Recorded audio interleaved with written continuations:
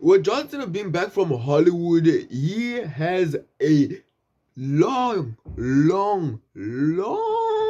and I mean a very long list of things that he can actually do in the company. But honestly, his return has been very underwhelming. Honestly, I'm being very honest. As a wrestling fan, you guys should understand. It's nice to have John Cena, but it doesn't need to be this underwhelming. And again, WWE can actually handle this in a very proper manner. Give him somebody to feud with, honestly, because generally I'm actually tired of this whole lot of nonsense where bro just keeps on talking, and we just need to agree with everything he just says, bro. Like, I don't give a fuck, bro. But honestly speaking, the 16-time world champion needs to be treated with respect, because if you know this, John Cena doesn't have almost a whole year. He has 3 or 2 months to actually, make a feud that can be remembered forever, because this bro can be gone for almost a whole freaking year. So I made my top 5 list of wrestlers I actually want to see feud with John Cena. So let's get into the video. If you guys do like it, subscribe. Please just do. If you guys love this video, like and subscribe, bro. And again, sorry for taking so long.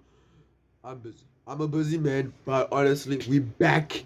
And yes, let's get into this. Number 5, Seth Rollins. Honestly speaking, this is just for me, honestly, because honestly I know that this is not going to happen, but I do need to see it happen. Seth Rollins is in the mix of a feud with Shinsuke Nakamura. Honestly speaking, it is the most entertaining feud right now, but if Seth Rollins can end it up just a bit, just like Shinsuke gets injured or something, because Shinsuke does not, like, he looks like he's not very interested of facing Rollins. But honestly speaking, I know he wants to face Rollins, but you get what I mean. So honestly speaking, I just need like, just to take away the feud so I can see John Cena versus Seth Rollins. Because honestly speaking, this goes way back to 2015, where John Cena and Seth were feuding, and where John Cena and Seth were feuding for both United States Championship and the WWE Championship. This can be so good by just recreating that magic again that they had in 2015. Oh yeah, just the whole magic. Because honestly speaking, these two are so good in the ring, and I would love to see the story progression into like life, because WWE are really good of just understanding story progression or continuous storylines from previous years. So I actually do kind of want to see this happen. Honestly speaking, I know this is not going to happen. That's why it's number 5. It's on the bottom of the list. But honestly, I would actually love to see it happen. So if you guys do like this, yeah, if you guys do like this, yeah, I don't know, just you guys just talk to WWE. I'm not on Twitter. I'm not into it. Number 4, The Miz. Hear me out. When I say John Cena and The Miz has the potential of being John Cena's best feud throughout his whole part-time run, yeah, I actually do believe that, because these guys actually have the potential to kind of make the best story in WWE right now. I mean, no other stories can come through it, because the Bloodline story is technically done, but I'm sure of that. But technically, I am actually very serious when I mean this, because the Miz is such a good performer, man. He's such a good sports entertainer that it's still surprising that he still holds up until today. He still understands the business more than the rest of us. And honestly speaking, I am absolutely shocked that he still is capable of doing this. And you have John Cena, one of the greatest performers of all time, one of the greatest athletes. Yeah, I'm going that far when I say he was one of the greatest athletes. Yes, you see Messi, Ronaldo, you see all those other great athletes: Messi, Ronaldo, Michael Jordan, LeBron James, Rafa Radal. I don't give a damn. John Cena is on that top 10. Usain Bolt, John Cena is there, because honestly speaking, John Cena has the potential of just doing everything. He is technically the LeBron James, yeah, LeBron James, Messi, just everything. He's capable of doing everything. He can be a heel and that'll be perfect. We have seen that with the Thugonomics gimmick. We loved it. A babyface, beautiful. His in-ring performance is just the best. He's his promos the best. He just has every ability to be one of the greatest of all time, and he is one of the greatest of all time. So generally speaking, I do think he can actually make a good feud with the Miz. So honestly speaking, you cannot judge me when I actually say that, because I do believe that the Miz and John Cena are two of the greatest performers in this company. And honestly speaking, they can go back with this continuous storyline from 2011, and then just add in some elements that they kind of brought in at Payback with the LA Knight thing. Honestly speaking, it's been underwhelming, but if you it's been an underwhelming run with John Cena, I'll be very honest with you. But if you can actually just like bring on the Miz or something after this LA Knight feud finishes, I think they'll be actually fine. Again, maybe John Cena involved in the other match, man. I'll be very, very excited about that. And honestly speaking, yeah, I do believe that's why the Miz deserves to be number 4.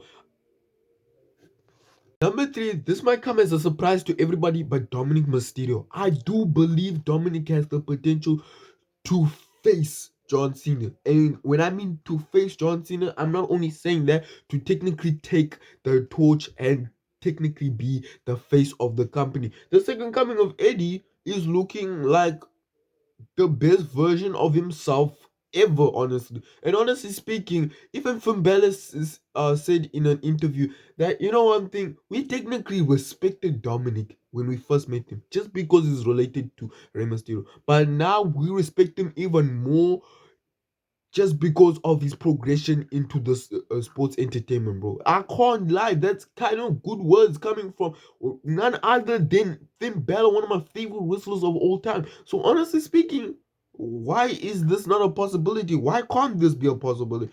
Dominic Mysterio is technically the most entertaining wrestler right now. Yes, I don't care. Roman is gone.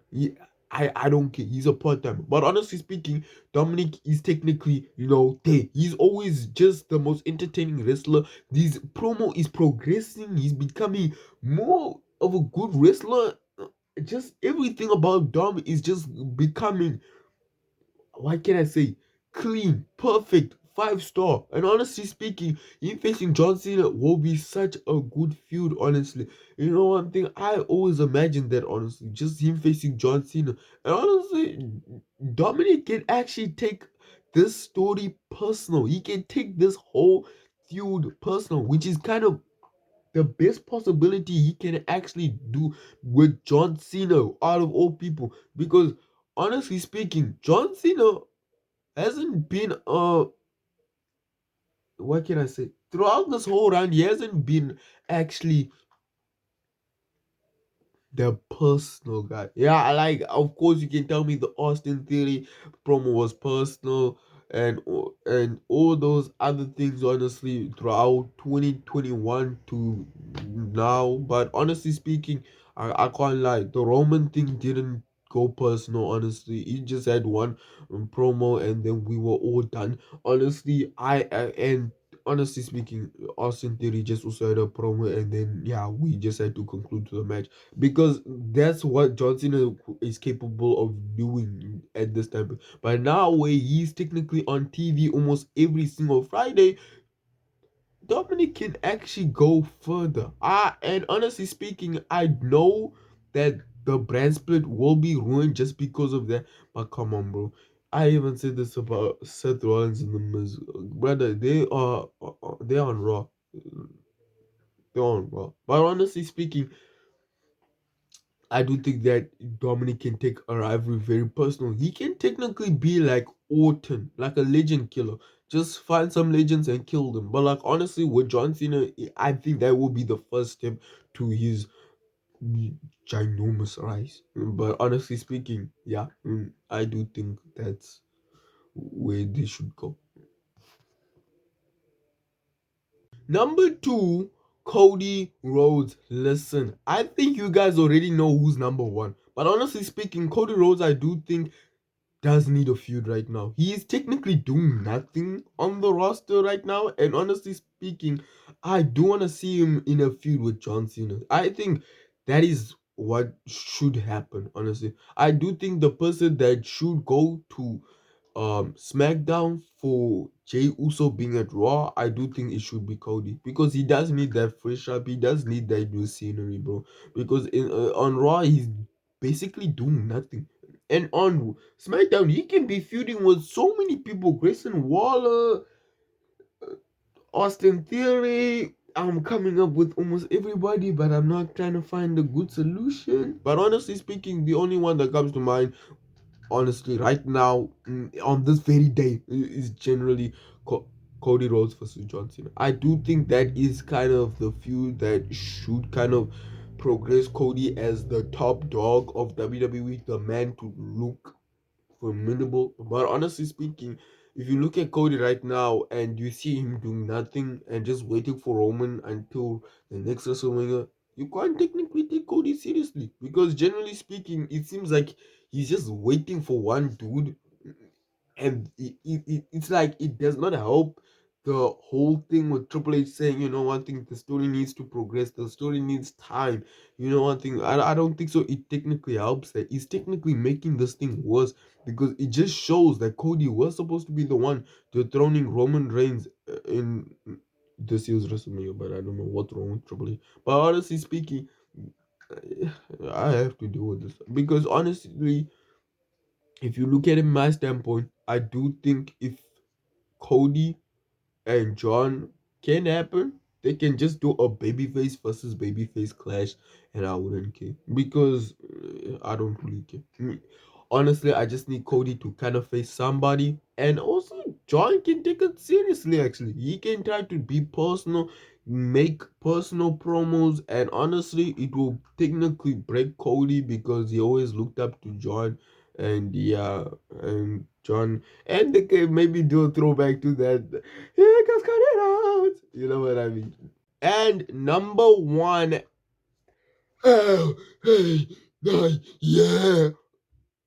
That was cringe, but yeah, okay, let me go with this. First of all, LA Knight, I think just useless. I think that's the only thing he needs until he goes for Seth Rollins to Seth Rollins for the WWE. Because honestly speaking, if you look at LA Knight, I don't think so many kind of helping. I'll be very honest with you. Yeah, You told me what happened earlier. LA Knight is kind of like a good feud, but it's not helping him progress as a main event star as we want to see him in. I actually think if you look at LA Knight's situation, I do think I think facing somebody like LA like John Cena, sorry, is gonna actually progress to maybe world title. Honestly speaking, that's how I think it should go. This is what John Cena is supposed to do: elevate these wrestlers to the next level, except for Seth, honestly. But honestly speaking, um this should kind of come as a good thing, honestly, for LA Knight because Today, first of all, what a shock. these LA two Knight look was like they had running his mouth. at payback, and honestly, I would love these two to get into the ring together, and maybe John Cena get LA Look Knight at this to fantasy land here. You guys are actually getting to beat up.